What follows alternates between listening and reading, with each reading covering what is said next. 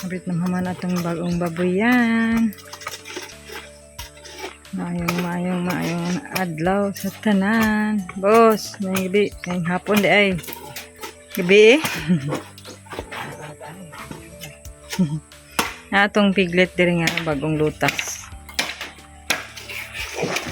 Atong bagong piglet nga bagong lutas.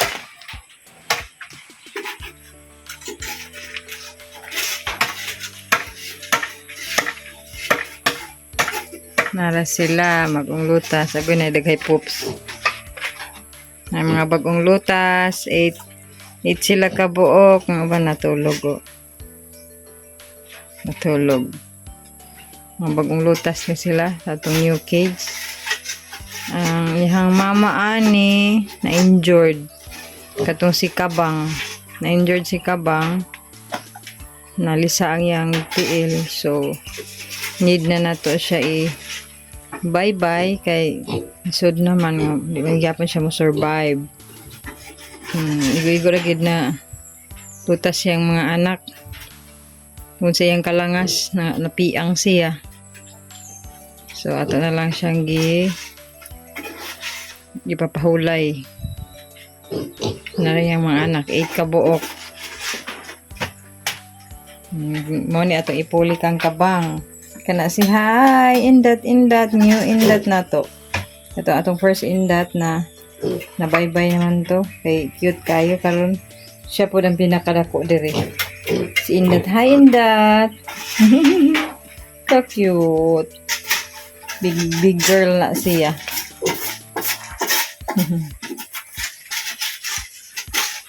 Atong new cage atong gibalhin na diri sa atong farm. Taagko pa kayo ang hinluunon sa atong farm. Ay boss. Kaway-kaway naman dyan.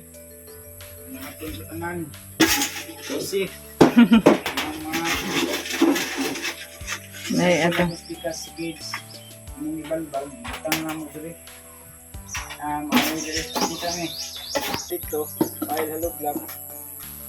Sayang magbalbago ni mo tanan. Di balbag na ako tupit nga 50 cm kataas. Just karon pag-alsa rumang bugata di ay. Mao na nabahin-bahin ako na lang gi simbol na po rin orang pasol ba. Ay simbol niya gi kuan lang. Busan kag kabilya para muligon. Sayang mang good pod pulbuson no. Sayang man. Napa dito daghan pod. Sayang pulbuson ba niya. Kana pod efficient pod kay aka nang maka-save pod ta kay kids maghapon. Maraming hapon, simento bagyapon. Sayang mang god pod og mo ko nato gikan man na dito sa tong cage. Butang instead nga isa ka sakong simento, tong 1/4 sako na lang simento imong nagamit. Yung makasave na kanya, kabilya na lang dayon. Ang kabilya, buhusan. Another cage po din no. Itulor mo to kabuok. Kaya tambak ani, tabunan rong gyapon tambak ani dire na. Dire pud bukas na may tambak so impact siya ma-press na siya na. Ligon gihapon. Ligon gyapon siya. Nya, di man kinahanglan kay muburo man gawas kung habog, di pwede na nga nang style. Kay makulaps na. Pero nga niya to, kung ano man warag inuan na ba? Indulgent na style ba? Lipod kanang efficient gid kanang pwede man gid og magbag-o pero sayang man god. Sa diskarte ra man god na magdaog di ba? Bisan pa og bag-o pa na siyang hinimo pero kung lulid pod pagkahimo useless lang gihapon ang iyang pagkahimo kay nya akong helper kay di kami butuan. Say hi to our vlog Kuya Arbe. Hi. Akong pinakakusgan nga anak nga lalaki.